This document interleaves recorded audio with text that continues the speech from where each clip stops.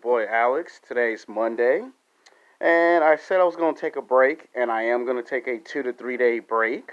But I want to give you one more YouTube video before I take my 2 to 3 day break because I'm working on a very big project, and it's going to be something I've never done before. It's going to be something that's going to take 2 to 3 days to do, but I'm going to make a video called sex game called the top 10 YouTubers that you should actually watch. And when I mean that, it's going to be a special project. This one's also a special project because this one is something that is like 14 years in the making. And I wanted to make it up to 20, but I realized if I try to make the number too big, it might take 5 or 6 videos to film. And you guys got a long schedule because some of y'all got clothes you gotta wash, bills you gotta pay, y'all got kids and grandkids to babysit, you got your car to wash, food to cook, and there's other YouTubers you want to watch. So, let's get started with this one. This one's called Sex Game, the top 11 greatest action sagas with the most films in film history. Now, this is a video that is 14 years in the making because when you look at great movie franchises, and we're doing movies, I will eventually get to television shows that have the most seasons or the most reboots. But we're doing movies because I like movies. And I should be putting on my old t-shirt that says Alexander Sacdiloni Film Productions to show that I'm passionate about filmmaking. Alright, this one is going to be at number 11, John Wick. Now, I couldn't decide if I wanted Matrix or John Wick. John Wick's more current. More people are familiar with John Wick. You know, John Wick's had 3 films. It's a trilogy. And it's been green light to get a John Wick 4. Now, you might have to wait 2, maybe 3 years later for a John Wick 4. But you're getting the John Wick 4 and Matrix 4 around the same time, played by the same actor. So we're going to actually put Matrix on this list and put a tie. We're going to put the Matrix and John Wick together. Now, Keanu Reeves is by far one of the biggest action stars in Hollywood cinema history. We've never had an actor come in, do 3 Matrix films, and then almost a decade and a half later come back, do 3 movies called John Wick. That's badass. I love the first John Wick film. I actually saw the movie one day one day after it came out, and I remember it was an empty movie theater. And the story about you kill a guy's dog, you rob his car, his wife dies of cancer, and then he comes back out of retirement to kick somebody's ass.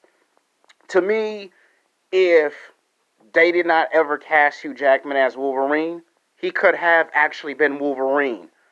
And the fact that we got a highly anticipated badass sequel, John Wick 2, more action, more kick-ass. My dad loves the hell out of John Wick. He liked the first one. The second one's better to him than the first one. And then there's John Wick 3, which picks up right after where the second film left off.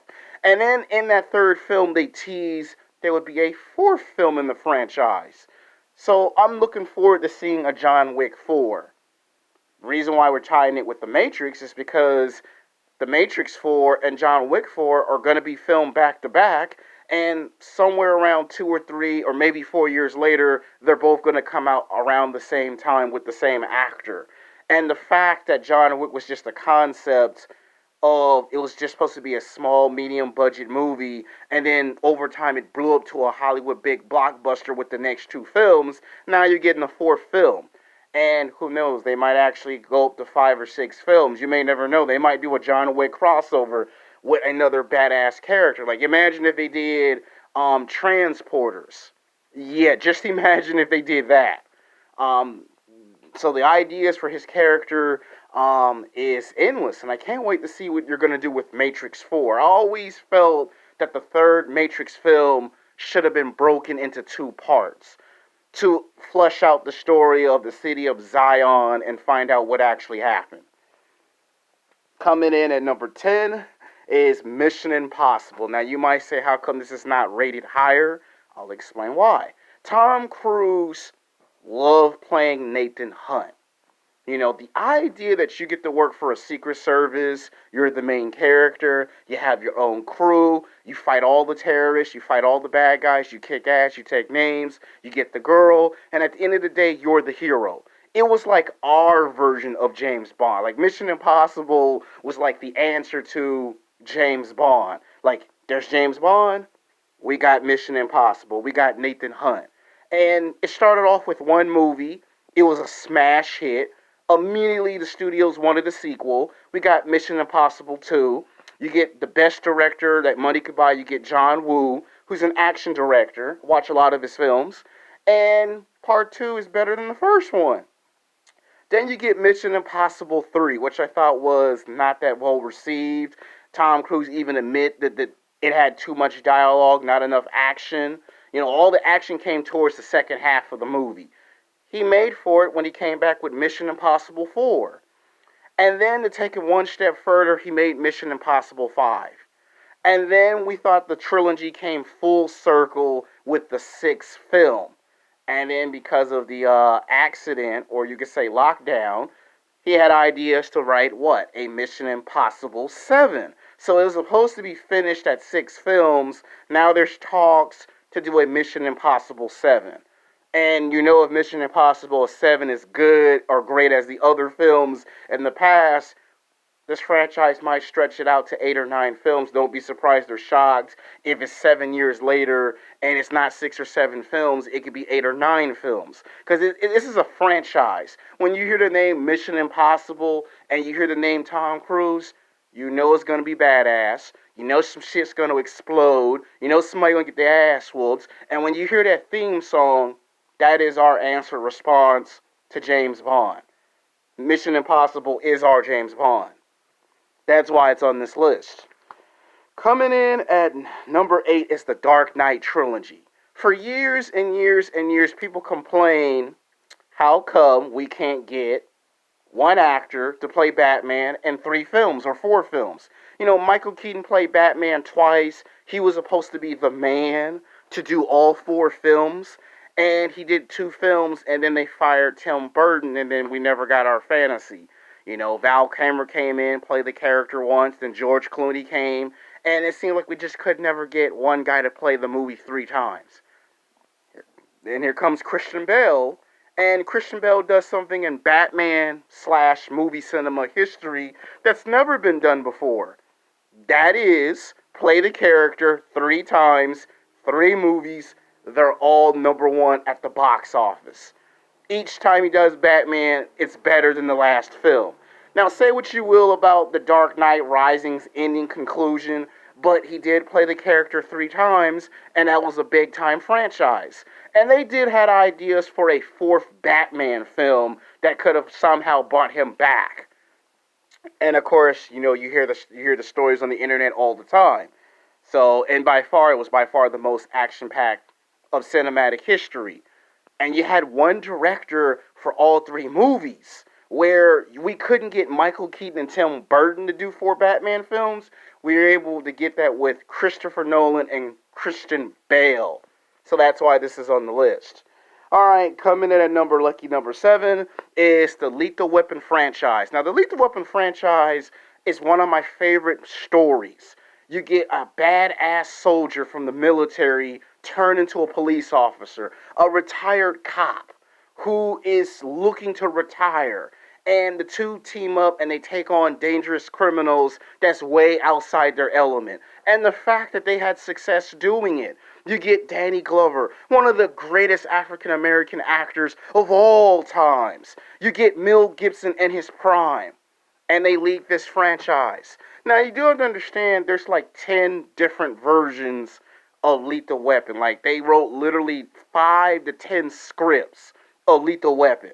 And to this day, we don't know what is exactly the original story, what it was intended. So they just gave us the one we saw, and it was good. It was so damn good, it got greenlit for a sequel. Lethal Weapon 2 picks up where the first one left off. We get to know some more about Martin Riggs' character. We get some more backstory. We get some more story on Danny Glover's character. And it makes sense that it ties into the second film. Better than the first one.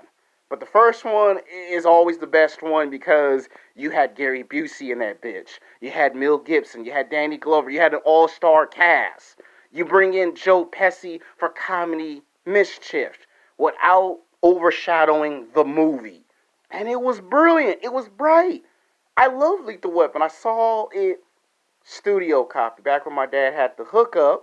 My dad knew somebody that worked at the post office, and that's how I was able to watch Lethal Weapon and Die Hard studio copy. That's where I saw a lot of screenwriters, film directors, and this is at a young age. This is like at 5, 6, maybe 7 years old, and right there, I'm getting a chance to see how it's done in the film industry. I saw the producers, I saw the screenwriters, the directors, and at that very moment, I decided right there what I wanted to be when I got done with high school and college. I wanted in Hollywood. I wanted to be the next guy to come in and take Hollywood by storm. Other people wanted to play basketball and football. Other people wanted to do rap music. I wanted to be a screenwriter, a film director, and an action star like John Claude Van Damme, like all those other guys. And these Lethal Weapon films was having a powerful, profound effect on me. We got to Lethal Weapon 3. They took risk with Lethal Weapon 3. That's what I loved about this franchise. It's not like today's movie franchises where they're so watered down, they're too safe, they're too fucking scared, they don't do anything to add layers to the characters. And Lethal Weapon was not afraid to take an action film and take it into uncharted territories. They did it with Lethal Weapon 3. They took the character and they made it what if Riggs could fall in love despite having all these issues. And it worked. People bought it. It was convinced. And they gave him a villain that was just as crazy as he was. That's what made Lethal Weapon 3 by far the best film in the whole trilogy. And then to have almost 10 years go by that they come back with another Lethal Weapon and make Lethal Weapon 4, which was like a reunion. And you add in Jet Li into the mix, and they were able to stray away from the original concepts, not make themselves predictable, and say we can make a fourth film in the franchise, and it ain't the same shit. And that's what I like about producer Joel Silver. He was able to say, this next Lethal Weapon ain't gonna be like the other three. And it wasn't. It still was an action movie, but it took a story that you didn't think could work, and the shit worked. And with that successful film, if they wanted it to, they could have come back with a Lethal Weapon 5. They could have, if they wanted it to, at the height of its popularity. People saw Lethal Weapon 4 and they knew it was going to be a big hit. You didn't have to tell them about Lethal Weapon. They knew it was going to be a big hit. Those are some real action films that open the doors for the next generation of action stars and action films and franchises of today. So you got to pay homage to movies like Lethal Weapon and Die Hard, because without those franchises, you probably would have never got what you got today. Coming in at number 6 is the Die Hard series. It currently has 5 films. There was talks for either a 6th film or a reboot. I'd rather see a Die Hard 6 than a reboot, because John McClane and Bruce Willis. Bruce Willis is John McClane. The idea that you could be a police officer from New York City, come all the way to Los Angeles to fight with your wife that divorced you, and to have to deal with a terrorist, and you ain't got no damn shoes, you are hiding up in the ventilating system, and the catchphrase that he had in the movie. Every action star has to have their own catchphrase. Arnold had plenty of them. Sylvester Stallone would have some. Bruce Willis is something that everybody imitates to this very day. I mean, yeah, they kind of watered down his, the corny ass jokes and the catchphrase. They made it PG. But back in the first one, yippee-ki-yay, motherfucker. You can't say that today. You say that today, you get fired from your job. You say that at the nightclub and the bar, security throw you at the damn nightclub. You won't get back in if you say some shit like that. I only said it once so you can understand how much of an impact that one film had. And it was a book. See, before we had Bourne Identity, we had Die Hard, okay? For almost 15 years, Die Hard was a book. And then the ideas of What if we could take a cop and have him do stuff that only people who are trained to do? And the fact that they came back with a sequel, Die Hard 2. Die Hard Part 2 was better than the first film. Part 3, not too many people really liked it 3, but you could tell it still was good because of its quality in filmmaking and storytelling. Then for almost 10 years later, out of nowhere, Die Hard 4, which I thought was kind of better than the third film. And then from out of nowhere, we got a Die Hard 5. And I remember they brought in the son because my dad was predicting how he thought the trilogy should come to an end. Like the sixth one should be, we come full circle. Do the 20-year anniversary of the first film and make part 6 a sequel to the first film, which they had an idea for. And to me, I can't wait if Bruce Willis say, just let me do the sixth film to give the franchise a proper send-off, I'd be more happy. And I'm glad he spoke up and said, no, I want to do a Die Hard 6, no reboot. Because if you do a reboot, I'm going to be very fucking pissed. Because if it weren't for the Die Hards, if it weren't for the Lethal Weapons, you probably would have never got no Mission Impossible. You probably would have never got the Bourne Identity. You probably would have not got all these other franchises that came after that. Because these movies were taking risk. These movies could have bombed and failed at the box office. Because back in the day, they would do 1 or 2 films, that was it. Nobody in the 80s and 90s were trying to do 3 films, 4 films, 5 films. Death Wish is another one that should be on this list. And, why is it kept closed? Fuck it. Put it on the damn list and tie it. Death Wish. Because that was another franchise that came in the 80s. Death Wish was one of those movies that took one cop and made it where he didn't care who he went up against. It was like, he's a cop, but he's a vigilante. And you could just imagine if he existed in the world of superheroes that was Punisher. Before you had Punisher, Death Wish was the Punisher. And you got 5 films with Charles Bronson. And then 20 years later, you get Bruce Willis, who comes in there, and what happens? We end up getting a reboot, but it's still like, it's what if the 6th film would have been. It got 6 films now. So now it's tied with, so Death Wish is tied with Die Hard. Alright, coming in at number 5 is the X-Men movie franchise. Now, the X-Men movie franchise was something that took almost 10 years to get on the big screen. When we got X-Men, just X-Men, nobody knew what to think of it. People with extraordinary mutant powers that are in a big group to save the world from a mutant terrorist, Magneto. The idea, people thought it was childish. People just could not take movies like this serious in the 80s and the 90s. And finally, movies like Blade and Spawn went first. And then we had Spider-Man. And then the X-Men came. And then this movie was so good, it got a sequel. X-Men 2, to this day, is by far, hands down, the best X-Men film ever. Because of Hugh Jackman's portrayal as the Wolverine. And the fact that X-Men 3 kind of didn't really go in the right direction. It's not perfect.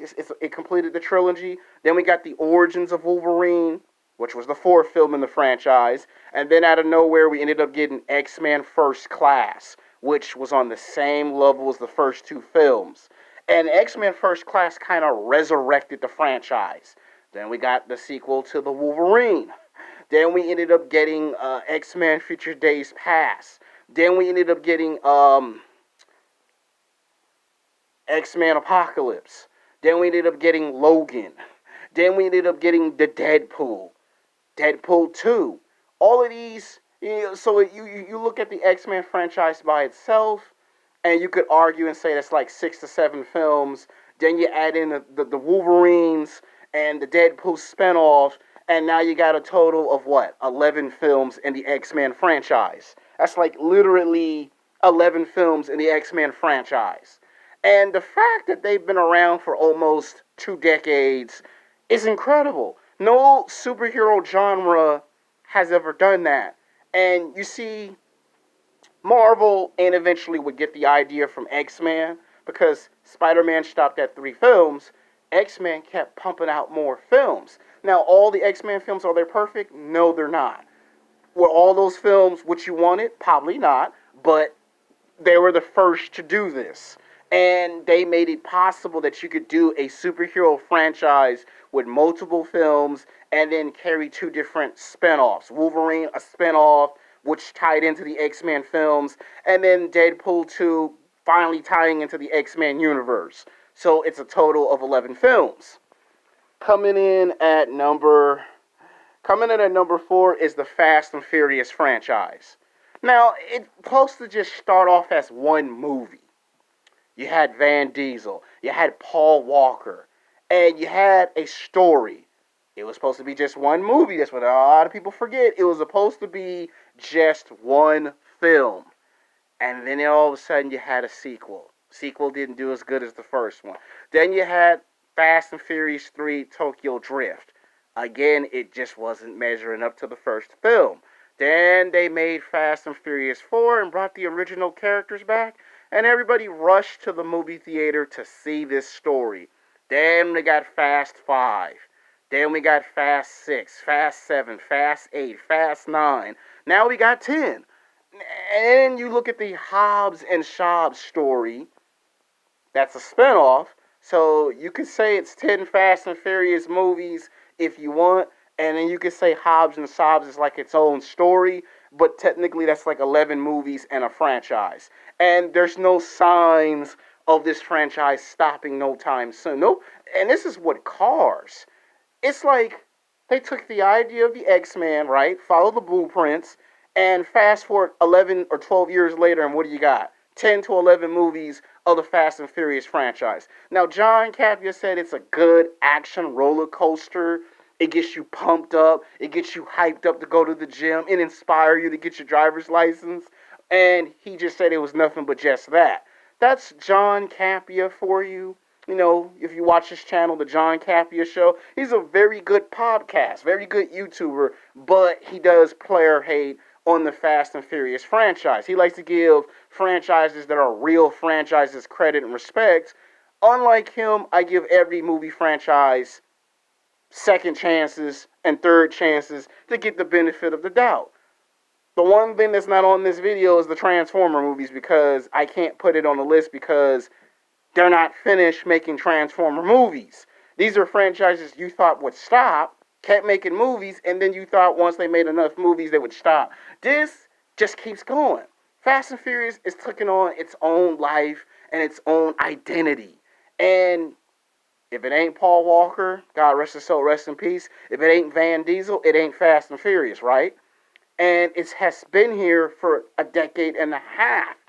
And you could imagine them pop out Fast and Furious 11, Fast and Furious 12. By the time I get like 40, there might be 12 damn films in the franchise. There might be 5 spin-offs. There might be a Fast and Furious television show. You heard me say it first. Coming in at number 3, Star Wars. Whether you like the old Star Wars movies or the new ones, there's the original trilogy, that's 3 films, Star Wars New Hope, Empire Strikes Back, which to this very day, nothing touches Empire Strikes Back. You heard me. If there was any Star Wars movie I loved as a kid, a teenager, as a grown-ass man, it's Empire Strikes Back. Nothing touches Empire Strikes Back. It is the best film in that trilogy. You've got Darth Vader. You've got the badass snowtroopers. You got Obi-Wan Kenobi. You got Yoda. You got Luke Skywalker. That climatic scene. I am your father. No! Impossible! Search your feelings in the Force. You know it's true. It's the stuff of legend. Now, if you like the prequels, now I know a lot of people can't stand the Star Wars prequels. I know a lot of people give the Phantom Menace, the Attack of the Clones, and Revenge of the Sith shit, but those are a part of the trilogy that made it 6 films. No one has seen a science fiction do something like that other than Star Trek. Then you come back and you pop out episode 7, episode 8, episode 9, and then you come with a spinoff, a Star Wars story. that caps it off to 10 films. So you can say 9 Star Wars films if you want, and then say one spinoff, but it's a total of 10 films. And it's been around for like 4 or 5 decades. That's a long time to do something like that of that significance. And they're going to make episode 11 and 12. They're going to make episode 10, 11, and 12. They're coming. This franchise is not stopped yet. Coming in at number 2 is Star Trek. Star Trek got like 10 to 11 films. I mean, Star Trek stay making movies. Every 5 or 6 years, you graduate high school, here come a Star Trek movie. You graduate college, here come a Star Trek movie. You get married or you have a kid, somehow, some way, Star Trek come up. You can't never, ever complete a movie series without Star Trek. You can't. It's impossible. Coming in at number 1, and this is a tie, ladies and gentlemen. Normally, whenever I do who's number 1, is usually very controversial. A lot of men and women get angry and upset when I put who I think is at number 1, but this is a dead even tie. These are 2 of the greatest movie franchises in cinematic film history of action genre. You can say action genre, superhero genre. You could just say movie cinema history. These are 2 big global franchises that are on the same level. Neither franchise is showing any signs of slowing down. Both franchises are going to be around for quite a while. Now, who might falter in the next 10 years, who might still continue, it remains to be seen. James Bond movie franchise and the Marvel Cinematic Universe are tied for the most films in Hollywood cinematic history. James Bond came in the late 1960s. It started off as a television movie. Nobody thought anything about being a secret agent at that time. And then it jump-started a movie franchise that has been going in the 60s, the 70s, the 80s, the 90s, the 2000s. And it made people's careers in television and film. James Bond, all of a sudden, it becomes a culture icon.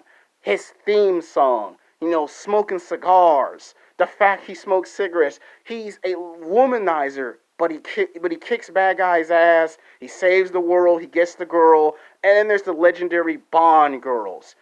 And over a course of 50 or 60 plus years, you've had 20 or 21 actors come in and play James Bond.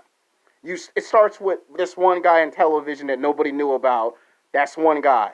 Here comes Sean Connery. Here comes Roger Moore. Here comes Timothy Dalton. Here comes Pierce Brosnan, one of my favorite all-time James Bonds. Then you get Daniel Craig, who is currently our James Bond. He's going to be retiring, and someone's going to step in and play him. And for this to be going on for like 4+ decades, it's unheard of. And James Bond kind of started it all with the secret agent. Because if it weren't for James Bond, there would be no John Wick. There would be no Bourne Identity. There would be no Die Hard, no Lethal Weapon, no Death Wish. None of these franchises, they would not be around if it was for that. This kind of inspired other film companies to create other versions of James Bond. Mission Impossible is our version of James Bond. And James Bond is like the real thing. There's other versions, and then there's the real thing. It's been around for 50, 60 years. You get these actors, between 5, 10 actors audition, but only the ones I named off got to play James Bond multiple times. There's the one guy who played James Bond once. Sean Connery played him 6 times, so that's 7 films. Then here comes Roger Moore. He plays James Bond 6 times. That's 12 films. Timothy Dalton comes in. He plays James Bond twice. Gives us 14 films. Pierce Brosnan plays James Bond in GoldenEye, Tomorrow Never Dies, The World's Not Enough, Never Die Alone. So that's 4 films, jumping it up to 15, 16, 17, 18. And then here comes Daniel Craig, who is the current James Bond, who's supposed to do just about 5 or 6 films, and it's already at James Bond 24, or you could say 25, because you know right after that they're going to tell you he always comes back and another actor plays the character. On the other hand, we've got the Marvel Cinematic Universe, people. We've got a movie called Iron Man that people thought would never work. And for years and years, people laughed at Kevin Feige. People made fun of this man. People said he would never pull it off. And he did with a movie called Iron Man. Then we brought in the Incredible Hulk. Then we came with Iron Man 2. Then we came with Thor. Then we came with Captain America First Avenger. And then all of a sudden, the thing that kicked off Marvel Cinematic Universe for a decade and a half. Marvel's Avengers. And every time they did a big movie, they followed it up with the next big story, and then it led into another big Avengers film. And you see, that Avengers film gave us the possibilities. If it weren't for them doing that, you probably would have never gotten Captain America Civil War. You probably would have never gotten sequels. You would have never seen Ant-Man, Doctor Strange, Black Panther, Spider-Man. I know some of y'all don't like Captain Marvel, but it gave us other characters and their own stories. And then to come full circle a decade and a half with Avengers Infinity War, Avengers Endgame, the second Spider-Man film. Now we're getting the Eternals. To answer that question, why they were not there throughout that whole entire Marvel Cinematic Universe. These are two franchises that are tied at number one because they have the same amount of films. Once they finish with a James Bond 24, they're going and kicking right on to James Bond 25. And here's Marvel that did an entirety of 23 films. And hear them announcing a 24th film, which you know is Black Widow. And then they turn around and here comes a 25 movie. So if I was to say right off the bat Marvel would win, because they could crank out 25, 26 films, James Bond would probably would already have a script for James Bond 25, then they would come out and make a 26. So they're on the same level. And you want to know what's funny? It only took Marvel almost a decade and a half to get to the same level as the James Bond franchise. The James Bond franchise has had like 50 to 60 plus years. So they're both tied at number one. Some of y'all may call this controversial, but you know it's true. You give it another 5 years, there'll be another 5 films of James Bond. Marvel is going to come with Eternals 2, Eternals 3. Turn around and come with Ant-Man 3. Turn around and come back with a new Avengers. So these franchises will never stop making films. So in a way, they're going to be tied for the most films. And if you look at it in sports, there's the Boston Celtics, there's the Los Angeles Lakers. Just look at these franchises as that. So this is kind of like a going away present because I will be taking a break for 2 to 3 days. Until then, peace.